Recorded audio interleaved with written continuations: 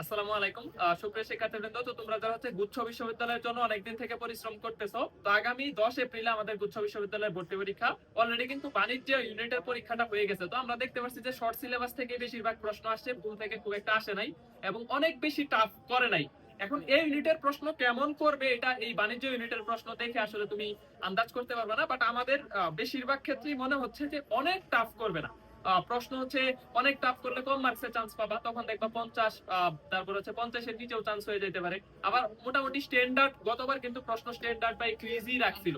তো সেই ক্ষেত্রে কিন্তু দেখো 52-55 থেকেও সাবজেক্ট পাইছে, তার মানে 55 পাইলে তুমি মোটামুটি শিওর যে গুচ্ছতে একটা সাবজেক্ট পাবা ইনশাল্লাহ। 60 টপ পাইতে পারলে, 65 টপ পাইতে পারলে, প্রশ্ন যদি ইজি বা স্ট্যান্ডার্ড হয় আর কি, তাহলে সেই ক্ষেত্রে একটা ভালো সাবজেক্ট আশা করা যায়।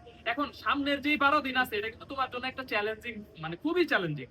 মানে একটা বিশ্ববিদ্যালয়ের পরীক্ষা কতটুকু ভালো হবে, তুমি একটা বিশ্ববিদ্যালয়ের কোন কেমন র্যাঙ্কে চান্স পাবা, এটা ডিপেন্ড করে এই পরীক্ষার আগের 10 দিনের রিভিশনটা কেমন দিচ্ছ।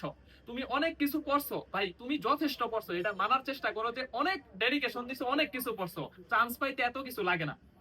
যা পড়ছো এইটা রিভিশন করে এর 70% মাথায় নিয়ে যাইতে পারলে চান্স পাবা। বিশ্বাস করতে পারো যে যা পড়ছো এতদিন এটার 70% মাথায় নিয়ে পরীক্ষার হলে যাইতে পারলে চান্স পাবা। একটা ভালো সাবজেক্টেই চান্স পাবে ইনশাল্লাহ। তাহলে যা যা পড়ছো এটারে গুছায় এই 12 দিনে বারবার রিভিশন করো, অন্তত 2বার করে, যাতে পুরো 4টা সাবজেক্ট রিভিশন করে ফেলা যায়। 4টার মধ্যে 2টা তোমার স্ট্রং জোন, যেই 2টা স্ট্রং জোন এই 2টা আরো ভালো করো, যে 2টা একটু উইক আছে এই 2টা তার একটু সময় দাও। প্রচুর পরিমাণ পরীক্ষা দিতে হবে বিশ্ববিদ্যালয়ে ভর্তি হওয়ার জন্য। এখন এই টাইমটা একটা গুচ্ছ বিশ্ববিদ্যালয়ের একটা টপ সাবজেক্টে তুমি চান্স পাইতে চাচ্ছ, তাহলে তোমাকে আলটিমেটলি এখন নিজের গ্যাপ গুলা ফিল আপ করার একমাত্র, নিজের কোন জায়গাগুলোতে গ্যাপ আছে এটা ধরার একমাত্র উপায় হচ্ছে প্রচুর পরীক্ষা দেওয়া। এখন পরীক্ষাগুলা যে যত সিরিয়াসলি দিবা, আমি একদম ডেডিকেট। তুমি দেখো আমাদের এখানে পরীক্ষা দিচ্ছে 10-12 হাজার, 13 হাজার, সবাই পরীক্ষা দিচ্ছে না। এই যে আমাদের এখানে যারা নতুন করে পরীক্ষা দিতে চাও, আমাদের এখানে 199 টাকা কিন্তু পেপার ফাইনাল গুলা দিতে পারবা, পরবর্তীতে মডেল টেস্ট গুলা দিতে পারবা। একটু সিরিয়াসলি এক্সাম গুলা দাও। অনেকের মার্কস কম আসবে, কম মার্কস আসলে হতাশ হওয়ার কিচ্ছু নাই। তুমি কম মার্কস আসলে কেন কম আসতেছে, এই জায়গাগুলো হচ্ছে যে আমি এই সাবজেক্টে এত ভালো করে পড়লাম, এত প্রিপারেশন নিলাম, এরপরেও মার্কস পাইলাম না, ভুল করলাম। কেন ভুল হইলো, কোন টপিকস গুলা পারতেছি না। একটা চ্যাপ্টারের একদম কোর টপিকস, খুবই ভেরি ভেরি 5 স্টার বা 3 স্টার ইম্পর্টেন্ট টপিকস গুলা পড়ে ফেলো, দেখো তোমার চান্স হবে ইনশাল্লাহ।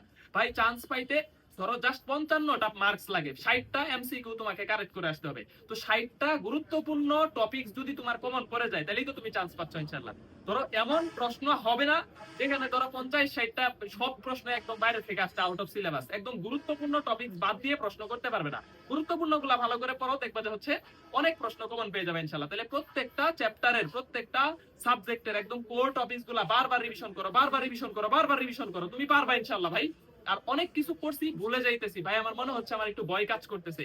এটা আমি পেইড ব্যাচেও বলছি তোমাদেরকেও, যারা আমাদের ক্লাস করো না বা ফ্রি ক্লাস করো বা আমাদের এক্সাম দিচ্ছ, ভাই কাইন্ডলি গুরুত্বপূর্ণ টপিকস বারবার পড়ার পরে আর যতটুকু পড়ছো নিজের উপর আত্মবিশ্বাস রাখো যে আমি কনফিডেন্ট, আমি পড়াশোনা করছি, আমি চান্স পাবো। জাস্ট নিজের এই জায়গায় একটা দম নিয়ে, একটা আত্মবিশ্বাস নিয়ে জাস্ট এই পড়াটুকু রিভিশন করার চেষ্টা করো, ইনশাল্লাহ তুমি পারবা।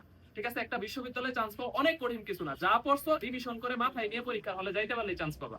ঠিক আছে, জাস্ট এতটুকু তোমাকে আমি সিউরিটি দিতেছি। জাস্ট আত্মবিশ্বাসটা বিল্ড করো যে কেউ চান্স না পেলে, আমি পড়ছি, আল্লাহ যদি রাখে, রিজিকে রাখে, কেউ ফিরাইতে পারবে না, আমি চান্স পাবো ইনশাল্লাহ। এই আত্মবিশ্বাসটুকু তোমার মধ্যে আসলে তুমি আর ভুলে যাবে না, ভয় কাজ করবে না। তুমি এই কাজটা করো, তোমার ভুলে যাওয়া ভয় কাজ করতেছে ভাই, সব পড়ছি মনে নাই, এটা হচ্ছে তোমার আত্মবিশ্বাস নাই। এই কারণে আত্মবিশ্বাস বাড়াও। তুমি যথেষ্ট পড়ছো, যথেষ্ট পরিশ্রম করছো, রাত দিন এক করে পড়ছো, শুধু রিভিশন করে পরীক্ষার হলে যাও। ঠিক আছে, তাহলে 2টা কাজ করো, আমি সামারাইজ করি। প্রচুর রিভিশন, প্রচুর এক্সাম, প্রচুর রিভিশন, প্রচুর এক্সাম। এক্সাম দিয়ে মার্কস কম আসলে কেন কম আসতেছে এটা ফাইন্ড আউট করো।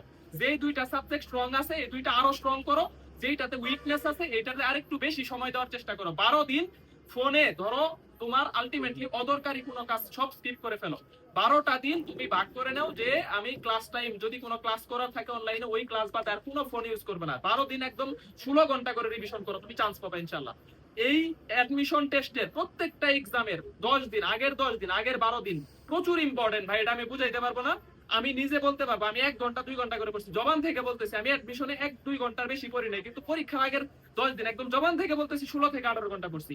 পরীক্ষার আগের 10 দিনের রিভিশনের কারণে আমি অনেকগুলো বিশ্ববিদ্যালয়ে চান্স পাইছি। শুধু এই 10 দিন যা রিভিশন করবে এটাই পরীক্ষার হলে মনে থাকবে, এটাই অ্যান্সার করে আসতে পারো। চান্স পাইতে মাত্র 60টা 55টা মার্কস লাগে, 55টা টপিকস লাগে। 55টা টপিকস যদি তোমার মন মতো কমন করে যায়, একদম ইম্পর্টেন্ট টপিক থেকে 55টা প্রশ্ন তুমি অ্যান্সার করে আসতে পারো, তাহলে তুমি একটা চান্স পেয়ে যাইলা, সাবজেক্ট পেয়ে গেলা। এই কাজটা শুধু এই কয়দিন করো, করবা কিনা কথা দিও, ইনশাল্লাহ পারবা, ইনশাল্লাহ তোমার দিয়ে হবে। জাস্ট এই জায়গায় আত্মবিশ্বাসটা রাখো, আত্মবিশ্বাসটা শেষ মুহূর্তে হারায়ও না, এটা খুবই ইম্পর্টেন্ট, খুবই important. Thank you so much, দেখা হবে ইনশাল্লাহ।